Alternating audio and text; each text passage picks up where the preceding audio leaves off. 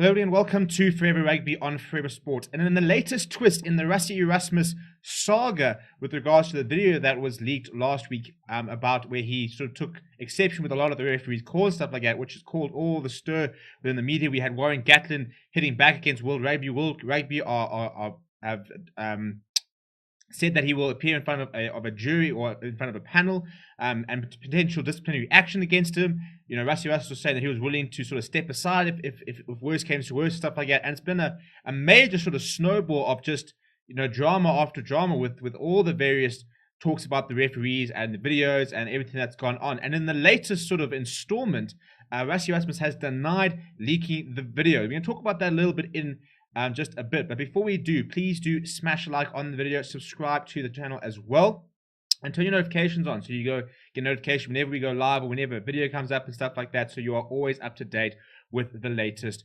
news. Right, so something quite interesting is a story has popped up on Network 24, which is an Afrikaans publication in South Africa, where the lawyer of Rassie Erasmus, Rassie Erasmus, I shit you not, his name is literally Rassie Erasmus, has denied, this is not a Yaka Yahan, by the way, this is a legitimate lawyer, has said that Rassie Erasmus never leaked the video himself, and that the video he made was sent exclusively to World Rugby and referee Nick Berry. So on the back of all these sort of the claims that, you know, and the fact that he's gonna potentially be charged and stuff like that, you know, now this is the sort of first thing we've sort of seen of them sort of trying to sort of, I wouldn't say fight back, but sort of try and build a case not to receive any sanction. And we've already seen the owner of the Sharks, one of the owners of the Sharks, Marco Massotti, who came out he heads up the MVM Holdings, who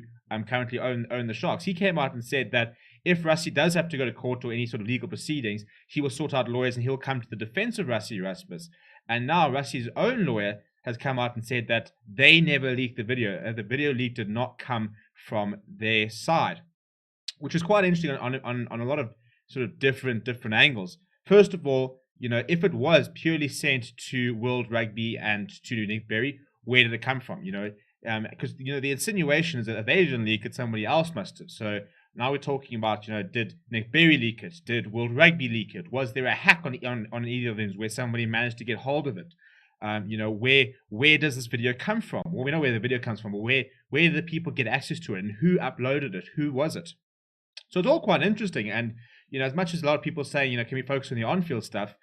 You know, this is quite a big moment in rugby, in World Rugby, and in rugby history in many ways, because for the first time we've really sort of seen somebody come on and take quite a hectic stand against World Rugby, albeit what was supposed to be in a private capacity, with a video in theory addressed to World Rugby and to the referees. It was never a video that said, you know, hi to the world. Rassie Erasmus said maybe SuperSport or somebody will use it one day if they don't listen or whatever like that. But I don't think the plan was, you know, when he made it, he never ever said that he had planned on releasing that he himself was going to leak it. And that's why it appeared on Vimeo as opposed to appearing on YouTube and through official channels or even Twitter, where he's got a Twitter account and stuff like that.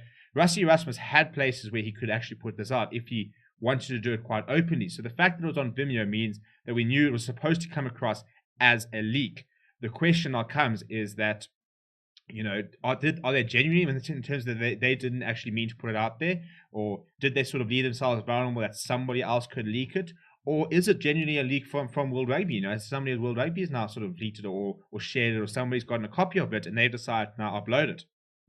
So it's quite an interesting sort of story and stuff like that. And that will be sort of the defense, I suppose, is that when they sit down and say, right, well, this is what you've done, and you could say, well, I didn't want to put the video up there. That wasn't the intention. It wasn't supposed to go up there. You heard it, you watched it. It was supposed to be for you guys.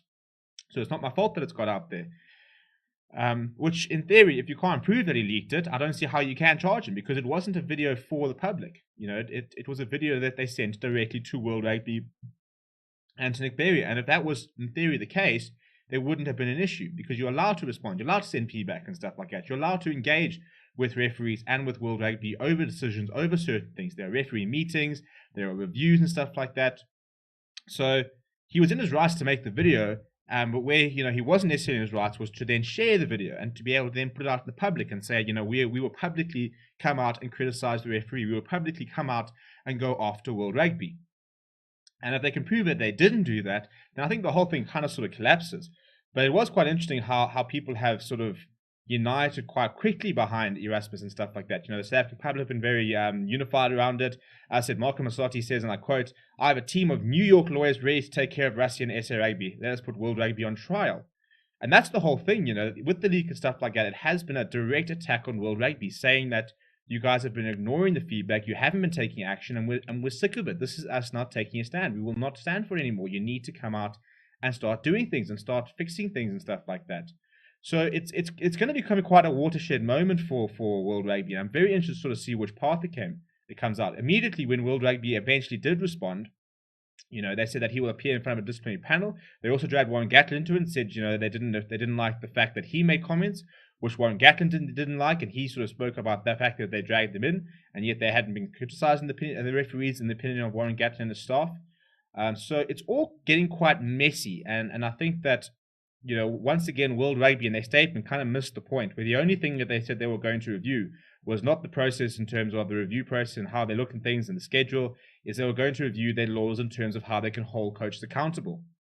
So whether you agree with Rassie Erasmus or not, and whether you think it should have been leaked or not, I think we can all agree that they did kind of miss the point, where the entire point here was to say that World Rugby need to start changing what's in their systems, and there was never a case of we acknowledge the what is being raised, and we are open to having a discussion about this, and we if we need to make change, we do.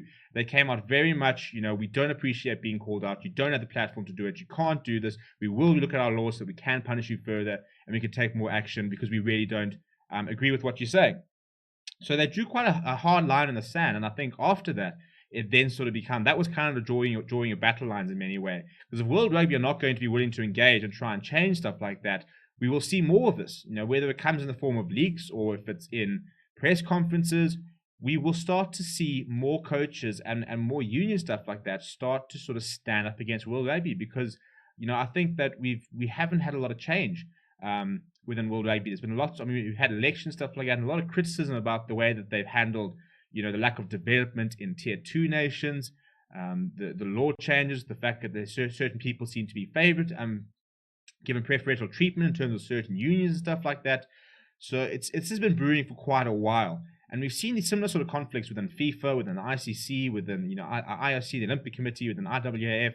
There are always these sort of internal battles in a lot of governing bodies, and we're now hopefully going to sort of see a bit of a couple of years where the World Rugby have to grapple with everybody and try and sort of progress and change and reform, and it's definitely needed. So if this does create some reform, it's definitely been a positive thing, even if you don't agree with the manner in which it's happened, assuming that we now know that they did leak it, or if they were being quite legitimate when they said, listen, we didn't put it out there, we were just surprised as you were that it was out there. But let me know what you think. Do you think that they've got a legitimate case in terms of not leaking it? Do you think that they did leak it and now they're just trying to sort of backtrack?